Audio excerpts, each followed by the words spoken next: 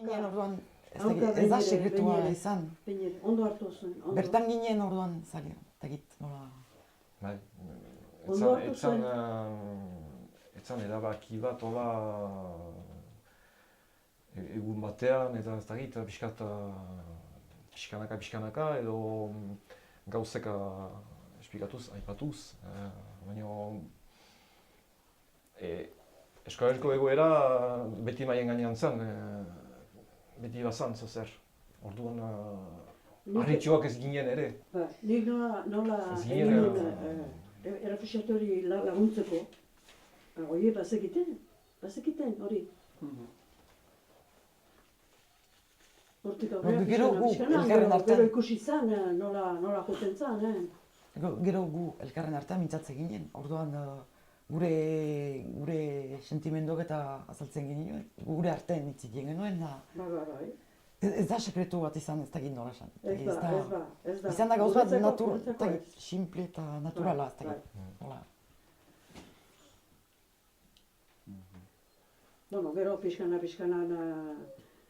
gauzak ikustez jakiten da, errefuxiatukin da, gauzak jakiten da, dano berdin, oiek ebai, seme alabak ebai. Nire kasuaz, nirezako etzan zaila ulertzea pixkat egoera hori, sekretu hori, zen dugu. Aurreneko momentuan etxen nintzen, eskolan emilen, baina etxen nintzen, hemen ez dut izan eta ez dugu izan harremana asko kanpoko jendekin, mintzat ez dugu harremana izan oso lotua, oso harremana bai, baina... Bai, beti ondo. Eta hasieran hola, eta gero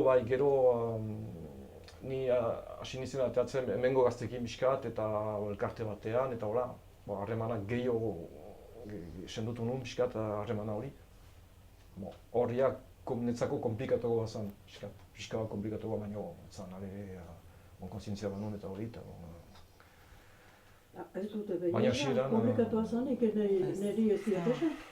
Ez dakot esan, niri ez diat esan. Beti ontzat hartu ituzte etxeuntako zeak, gure egoerak eta ontzat hartu ituzte eta oso ondo. Denbora poligrafo bakarra